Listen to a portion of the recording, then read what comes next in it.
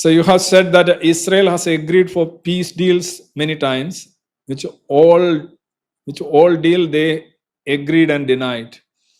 Also have the Palestinian agreed to any of the deals? ഇസ്രയേലിന്റെ ഇത് തന്നെ ഈ ലാൻഡ് ഫോർ പീസ് എന്ന് പറയുന്ന സംഗതി, സിനായ് പെനിൻസുല 1967 യുദ്ധത്തിൽ അവർ പിടിച്ചെടുത്താണ്. ആ പെനിൻസുല അവര് അതില്ലാതെ ഈജിപ്തിന്റെ കാര്യം ഒന്ന് ആലോചിച്ച് നോക്ക്.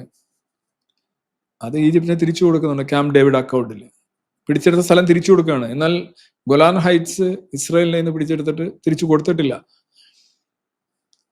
അതാണ്. അതുപോലെ തന്നെ 2005 ഗാസയിൽ നിന്ന് ഏതാണ്ട് 9,000 മുതൽ 10,000 വരെ ആളുകൾ, ജൂതന്മാർ അവിടെ ഉണ്ടായിരുന്നു. അവർ കൃഷിയും പ്ലാന്റേഷനും ഒക്കെ ആയിട്ട് അവിടെ ജീവിച്ചുകൊണ്ടിരിക്കുകയാണ്. അവരവിടുന്ന് പോവുകയാണ് 2005. ഗാസയിൽ എക്കാലത്തും ജൂതന്മാരുണ്ട്. 2000 വർഷം വച്ചു നിങ്ങൾ ആരും നോക്കുകയാണെങ്കിൽ എക്കാലത്തും ഗാസയിൽ ജൂതന്മാരുണ്ട്. ഇന്ന് ഗാസയിൽ ഒറ്റ ജൂതനും ഇല്ല. ഇതാണ് ഒരു ഇസ്ലാമിക് റാഡിക്കലിസത്തിന്റെ ഒരു പ്രത്യേകത. ഒരു ജൂതനെ വെച്ചേക്കില്ല.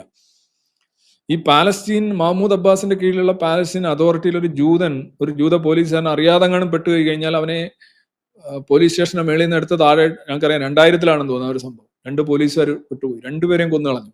ഒന്ന് ആലോചിച്ച് നോക്ക്. നമ്മളൊരു സ്ഥലത്തേ ഇല്ല, നമ്മൾ അവിടുത്താരനല്ല, ഒരു ജൂതനാണ്, അപ്പോഴേ പിടിച്ച് കൊന്നുകളയുക എന്നുള്ള രീതി. ഒരു ബീറ്റ് പോലീസുകാരാണ് അവർ തെറ്റി, അതിർത്തി തെറ്റി അവിടെ ആയിപ്പോയതാണ്.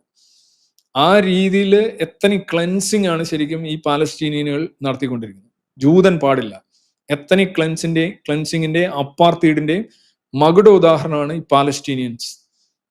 ഇപ്പൊ കാണുന്നത് ഗാസ ആയാലും കൊള്ളാം. ഗാസയിൽ ഒരു ജൂതനും ഇല്ല. IDF ഇപ്പൊ ചെല്ലുമ്പോൾ ഉള്ള ജൂതനേ ഉള്ളൂ. അവിടെ ഉണ്ടായിരുന്നു 2005 വരെ 10,000 ജൂതന്മാരുണ്ടായിരുന്നു. അവരെ മുഴുവൻ ഏരിയൽ ഷാരോണിന്റെ സമയത്ത് പറിച്ചുകൊണ്ട് വരികയായിരുന്നു. എല്ലാവരെയും. എന്ത് സമരമാണ് ഇസ്രായേൽ നടന്നതെന്നറിയാന്ന്, അപ്രൂട്ട് ചെയ്യായിരുന്നു. അപ്പൊ ചോദിക്കും ജൂതൻ എന്തിനാണ്? ജൂതൻ എക്കാലത്തും അവിടെ ഉണ്ടായിരുന്നു. നമ്പേഴ്സ് ഡിഫറെന്റ് ആണെങ്കിലും എക്കാലത്തും ജൂതൻ ഗാസയിൽ ഉണ്ടായിരുന്നു. പക്ഷെ ഇപ്പൊ ഇല്ല. ഒരാളെ പോലും വെച്ചേക്കില്ല. അങ്ങനെ എവിടെയെങ്കിലും നിങ്ങൾ കണ്ടിട്ടുണ്ടോ? ഒരാളെ പോലും.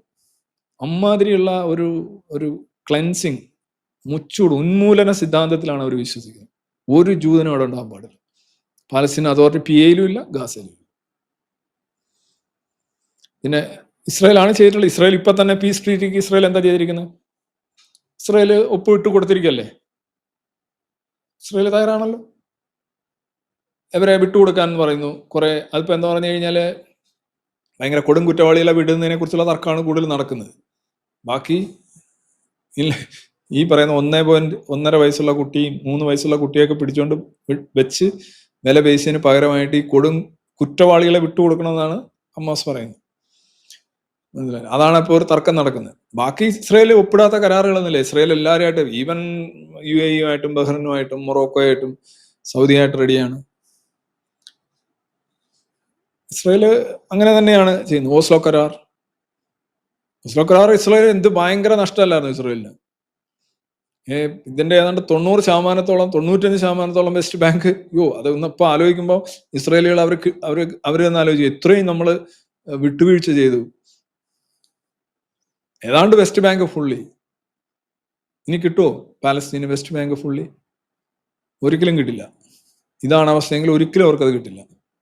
ഓസ്ലോ കരാർ എന്ത് വളരെ വളരെ വളരെ ആ ഒരു ഇത് ഓസ്ലോ കരാർ മുന്നേ പുള്ളിക്ക് കൊടുത്ത ഉറപ്പ്, ഞാൻ പറഞ്ഞ യാസർ അറാഫത്തിന് കൊടുത്ത ഉറപ്പ്, പക്ഷെ അവര് സമ്മതിച്ചില്ല. ക്ലിന്റൺ പറയുന്നുണ്ടല്ലോ, എന്ത് മനുഷ്യനാണിത്. Almost 95% of the west land, പിന്നെ വെസ്റ്റ് ബാങ്കിൽ ഈസ്റ്റ് ജെറുസലം ഉൾപ്പെടെയുള്ള സ്ഥലം ജൂതന്മാർക്ക് കൊടുക്കുന്ന കുറച്ച് സ്ഥലത്തിന് പകരം സ്ഥലം ഇസ്രായേൽ പ്രോപ്പറിൽ നിന്നൂടെ കൊടുക്കുമായിരുന്നു. പക്ഷെ യാസർ അറാഫത്ത് പറഞ്ഞ എന്താണ്? Right to return. ഇവിടെയൊക്കെ ഒരുപാട് രാജ്യങ്ങളിലൊക്കെ പോയിരിക്കുന്നവർ മുഴുവൻ തിരിച്ചു വരണം, അറബുകൾ. യാസർ അറാഫത്ത് തക്കി കളിക്കായിരുന്നു. തക്കി കളിച്ചിട്ട് പലയിടത്തും പറഞ്ഞു, ഇത് ഹുദൈബിയ ട്രീറ്റിയിൽ എന്താണ് മുഹമ്മദ് ചെയ്തത് അതേപോലെയാണ്. ട്രീറ്റിയൊക്കെ നമ്മൾ ചെയ്യും, പക്ഷെ അത് കഴിഞ്ഞിട്ട് നമ്മൾ അതിനകത്ത് ബാക്ക് ട്രാക്ക് ചെയ്തിട്ട് ഡിച്ച് ചെയ്യും. ഇത് മുഹമ്മദിന്റെ ഒരു ലെവൽ ഓഫ് ഒരു മോഡസ് ഓപ്പറാൻഡിയാണ്. പുള്ളി അങ്ങനെ പ്രസംഗിച്ച എൻ്റെ മുഴുവൻ തെളിവുകൾ കാണാൻ കഴിയും. തക്കിയ